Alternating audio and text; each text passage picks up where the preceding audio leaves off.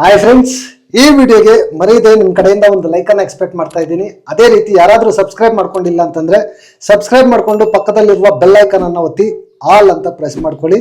ಗುರು captain ಆಗಿ ಆಯ್ಕೆ ಆಗಿದ್ದಾರೆ. ಆ ಅಪ್ಡೇಟ್ ಬಂತು, ಅದಕ್ಕೋಸ್ಕರ ಈ ವಿಡಿಯೋ ಮಾಡ್ತಾ ಇದ್ದೀನಿ. ಶಾರ್ಟ್ ಆಗಿರುತ್ತೆ, ಈ ವಿಡಿಯೋನ ಪೂರ್ತಿ ನೋಡಿ. ಇವರು ಕ್ಯಾಪ್ಟನ್ ಆಗಿ ಆಯ್ಕೆ ಆಗಿದ್ದು ಖುಷಿನಾ ಇಲ್ವಾ ಅಂತ ಈ ವಿಡಿಯೋ ಕೆಳಗಡೆ ಪಾಸಿಟಿವ್ ಆರ್ ನೆಗೆಟಿವ್ ಕಾಮೆಂಟ್ ಮಾಡಿ. ಗುರು ಈ ವಾರ ಕಾಯಿನ್ಸ್ ಟಾಸ್ಕ್ ಕೊಟ್ಟಿದ್ದಾರೆ. ಆ ಕಾಯಿನ್ಸ್ ಟಾಸ್ಕ್ ಅಲ್ಲಿ ಕ್ಯಾಪ್ಟನ್ಸಿ ಕಂಟೆಂಟರ್ ಆಗಿ ಆಯ್ಕೆ ಆಗಿದ್ದು ಬರೀ ಇಬ್ರು ಮಾತ್ರ ಅಷ್ಟೇ, ರಘು ಅಣ್ಣ ಮತ್ತೆ ರಿಷಾ ಗೌಡ ಇಬ್ರು ಮಾತ್ರ. ಯಾಕೆ ಅಂತಂದ್ರೆ ಬಿಗ್ ಬಾಸ್ ಒಂದು ಆಫರ್ ಕೊಟ್ಟಿರ್ತಾರೆ, ನಿಮ್ ಟೀಮ್ ಸೋಲ್ಲಿ ಗೆಲ್ಲಿ ನೀವು ಅಕ್ಸೆಪ್ಟ್ ಮಾಡ್ಕೊಂಡ್ರೆ ನೀವು ಕ್ಯಾಪ್ಟನ್ಸಿ ಕಂಟೆಂಡರ್ ಆಗ್ತೀರಾ. ಇನ್ ಕೇಸ್ ಗೆದ್ರು ಕೂಡ ನಿಮ್ ಟೀಮ್ ಇಂದ ಯಾರು ಕೂಡ ಕಂಟೆಂಡರ್ ಆಗೋದಿಲ್ಲ ಅಂತ ಬಿಗ್ ಬಾಸ್ ಆಫರ್ ಕೊಡ್ತಾರೆ.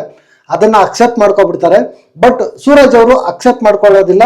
ಸೋಲ್ಲಿ ಗೆಲ್ಲಿ ನಮ್ಮ ಟೀಮ್ ಜೊತೆನೆ ಇರ್ತೀನಿ ಅಂತ ಹೇಳ್ಬಿಟ್ಟು ಅವರು ಟೀಮ್ ಜೊತೆನೆ ಆಟ ಆಡ್ತಾರೆ. ಬಟ್ ಅನ್ಫಾರ್ಚುನೇಟ್ಲಿ ಬರೀ 10 ಪಾಯಿಂಟ್ಸ್ ಇಂದ ಸೋಲ್ತಾರೆ. ರಘು ಅಣ್ಣ ಟೀಮು ಗೆಲ್ಲುತ್ತೆ, ಆದ್ರೂ ಕೂಡ ಆ ಟೀಮ್ ಇಂದ ಎಲ್ಲರೂ ಕ್ವಾಲಿಫೈ ಆಗೋದಿಲ್ಲ. ರಘು ಅಣ್ಣ ಮಾತ್ರ ಕ್ವಾಲಿಫೈ ಆಗ್ತಾರೆ. ಈ ಕಡೆ ರಿಷಾ ಗೌಡ ಇಬ್ರು ಮಾತ್ರ ಕ್ವಾಲಿಫೈ ಆಗ್ತಾರೆ. ಇಬ್ಬರಿಗೂ ಒಂದು ಕೊನೆಯದಾಗಿ ಫೈಟ್ ಬೀಳುತ್ತೆ.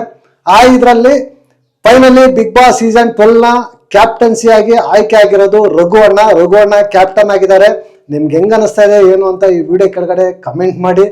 ಗುರು ಫಸ್ಟ್ ಕ್ಯಾಪ್ಟನ್ ಆಗಿದ್ದಾರೆ, ಇಮ್ಯುನಿಟಿ ಕೂಡ ಸಿಕ್ಕಿದೆ. ವೈಲ್ಡ್ ಕಾರ್ಡ್ ಅಲ್ಲಿ ಬಂದು ಕ್ಯಾಪ್ಟನ್ಸಿ ಆಗೋದು ಅಂತಂದ್ರೆ ದೊಡ್ಡ ವಿಚಾರ. ಚೆನ್ನಾಗಿ ಆಟ ಆಡ್ಕೊಂಡು ಹೋಗ್ಲಿ ಅಂತ ಹೇಳ್ತಾ ನನ್ನ ಕಡೆಯಿಂದ ಕೂಡ ಒಂದು ಆಲ್ ದ ಬೆಸ್ಟ್ ಹೇಳ್ತಾ ಇದ್ದೀನಿ. ನೋಡೋಣ, ಅವ್ರಿಗೆ ಸ್ವಲ್ಪ ನಾಮಿನೇಷನ್ಸ್ ಎಫೆಕ್ಟ್ ಆಗ್ಬೋದು. ಯಾಕೆಂತಂದ್ರೆ ನಾಮಿನೇಷನ್ಸ್ಗೆ ಬರ್ದೇ ಇರೋದ್ರಿಂದ ವೋಟ್ ಬ್ಯಾಂಕ್ ಇನ್ಕ್ರೀಸ್ ಆಗೋದು ತುಂಬಾ ಕಷ್ಟ ಆಗುತ್ತೆ.